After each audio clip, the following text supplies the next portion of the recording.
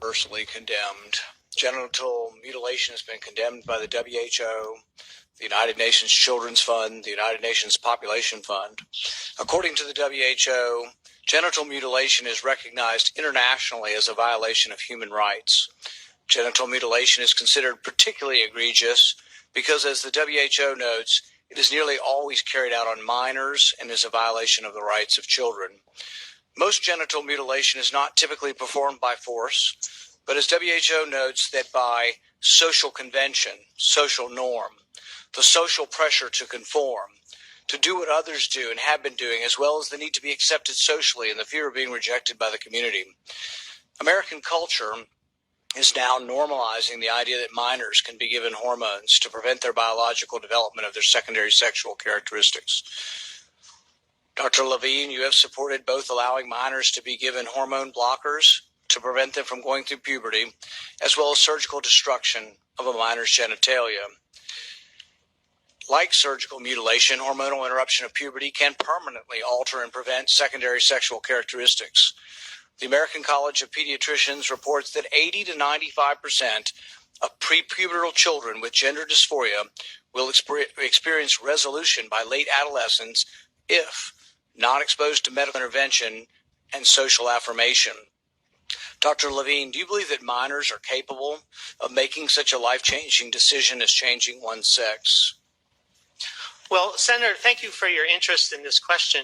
Transgender medicine is a very complex and nuanced field with robust research and standards of care that have been developed. And if I am fortunate enough to be confirmed as the Assistant Secretary of Health, I would look forward to working with you and your office and coming to your office and discussing the particulars of the standards of care for transgender medicine. The specific question was about minors. Let's be a little more specific since you evaded the question.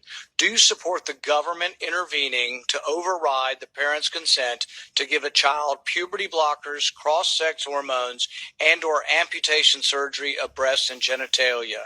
You have said that you're willing to accelerate the protocols for street kids. I'm alarmed that poor kids with no parents who are homeless and distraught, you would just go through this and allow that to happen to a minor. I would hope that you would have compassion for Kira Bell, who's a 23-year-old girl who was confused with her identity. At 14, she read on the internet about something about transsexual. She thought, well, maybe that's what I am. She ended up getting these puberty blockers, cross-sex hormones. She had her breasts amputated. But here's what ultimately she says now. And this is a very insightful decision from someone who made a mistake, but was led to believe this was a good thing by the medical community. I made a brash decision as a teenager, as a lot of teenagers do, trying to find confidence and happiness, except now the rest of my life will be negatively affected, she said, adding that the medicalized gender transitioning was a very temporary, superficial fix for a very complex identity issue. What I'm alarmed at is that you're not willing to say absolutely minors shouldn't be making decisions to amputate their breast or to amputate their genitalia. For most of our history, we believe that minors don't have full rights and the parents need to be involved.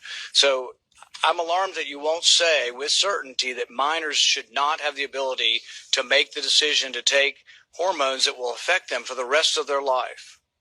Will you make a more firm decision on whether or not minors should be involved in these decisions? Senator, transgender medicine is a very complex and nuanced field, and if confirmed to the position of Assistant Secretary of Health, I would certainly be pleased to come to your office and talk with you and your staff about the standards of care and the complexity of this field. Let it go into the record that the witness refused to answer the question. The question is a very specific one. Should minors be making these momentous decisions? For most of the history of medicine, we wouldn't let you have a cut sewn up in the ER. But you're willing to let a minor take things that prevent their puberty, and you think they get that back? You give a woman testosterone enough that she grows a beard, you think she's going to go back looking like a woman when you stop the testosterone? You have permanently changed them. Infertility is another problem.